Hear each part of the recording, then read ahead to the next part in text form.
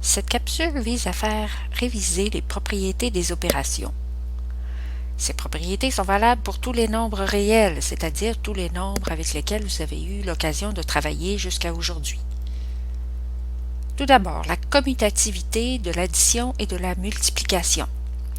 L'ordre dans lequel vous allez additionner ou multiplier deux nombres ne change pas le résultat. Que vous fassiez A plus B ou B plus A, le résultat sera le même. Par exemple, 2 plus 5 donne 7 et 5 plus 2 donne 7 aussi.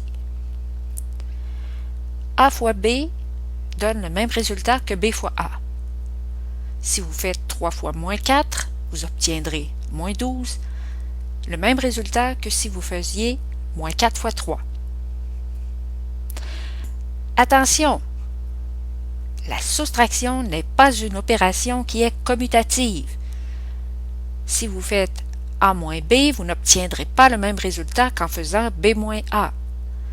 Regardons 5 moins 2, cela donne 3, alors que 2 moins 5 donne moins 3. 3 n'est évidemment pas égal à moins 3. La division n'est pas non plus une opération qui est commutative. A divisé par B ne donnera pas le même résultat que B divisé par A. Si l'on fait 6 divisé par 2, nous n'obtiendrons pas la même chose qu'en faisant 2 divisé par 6. 6 divisé par 2 donne 3, alors que 2 divisé par 6 donne un tiers. 3 et un tiers ne sont évidemment pas des valeurs égales. La deuxième propriété à étudier est l'associativité de l'addition et de la multiplication. On peut associer différemment les termes d'une addition ou les facteurs d'une multiplication sans que le résultat ne change. Vous pouvez par exemple, lorsque vous voulez additionner A plus B plus C, commencer par additionner A plus B et ensuite additionner C. Cela donnera le même résultat que si vous commencez tout d'abord par faire B plus C et que vous faites A plus le résultat du B plus C. Un exemple, si vous faites 2 plus 4, vous obtiendrez 6 plus 7 qui donnera 13. Ce sera le même résultat que si vous commencez tout d'abord par faire 4 plus 7 qui donne 11 et que vous faites ensuite 2 plus 11. Cela donnera 13 également.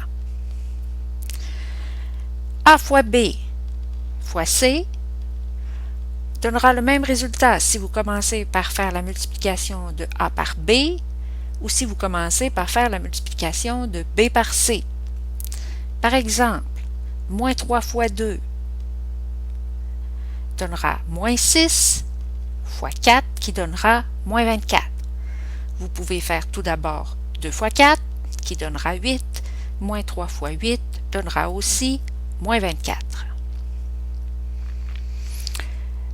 La troisième propriété que nous regarderons sera la distributivité de la multiplication sur l'addition et la soustraction. La multiplication se distribue sur l'addition et la soustraction. Par exemple, si vous avez A multiplié par B plus C, cela fera le même résultat si vous faites A fois B et que vous additionnez ensuite ce résultat à A fois C. Un exemple, si vous voulez faire 2 fois la somme de 3 et 4, vous pouvez faire 2 fois 3 et additionner à ceci le résultat de 2 fois 4. On obtient 6 plus 8 qui est bien égal à 14, le même résultat que si on avait fait 2 fois 7, obtenu en faisant 3 plus 4. Le même principe s'applique si nous avons une soustraction. Nous pouvons distribuer la multiplication sur la soustraction. A fois parenthèse B moins C aura le même résultat que de faire A fois B moins A fois C. Par exemple, si vous voulez effectuer 2 multiplié par 8 moins 3, vous pouvez faire 2 fois 8 et soustraire 2 fois 3. Vous obtiendrez ainsi 16 moins 6 qui donne 10. Le même résultat que si vous aviez tout d'abord fait l'opération entre parenthèses, c'est-à-dire 8 moins 3 qui donne 5 et 2 fois 5 qui donne 10. Attention! Il est important de se rappeler que la multiplication ne se distribue pas sur la multiplication. A fois le produit de B fois C ne donne pas le même résultat que faire A fois B multiplié par A fois C. Pour constater cela, il est possible de se donner un contre-exemple.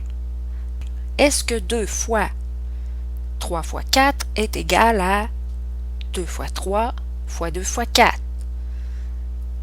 Il suffit de calculer séparément ces deux expressions et de comparer les résultats. 2 fois le produit de 3 par 4 donne 2 fois 12 en respectant la priorité des opérations et cela donne 24. Si l'on fait 2 fois 3 multiplié par 2 fois 4, on obtiendra 6 fois 8 qui nous donne 48. On constate ainsi que distribuer la multiplication sur la multiplication génère des expressions qui ne sont pas égales.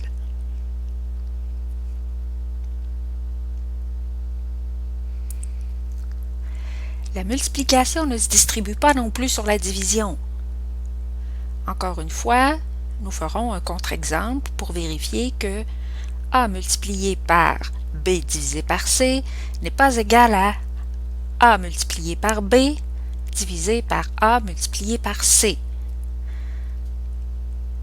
Prenons 2 fois 8 divisé par 4. Cette expression est-elle égale à 2 multiplié par 8 divisé par 2 multiplié par 4? Voyons, 2 multiplié par 8 divisé par 4 donne 2 fois 2, en respectant la priorité des opérations et en faisant tout d'abord le contenu de la parenthèse. On obtient ainsi 4. D'un autre côté, si l'on fait 2 fois 8 divisé par 2 fois 4, nous obtiendrons 16 divisé par 8, qui donne 2. On constate qu'effectivement, nos deux expressions n'étaient pas égales. C'est bien une preuve que l'on ne peut pas distribuer la multiplication sur la division. Voyons maintenant la quatrième propriété, l'élément neutre de l'addition.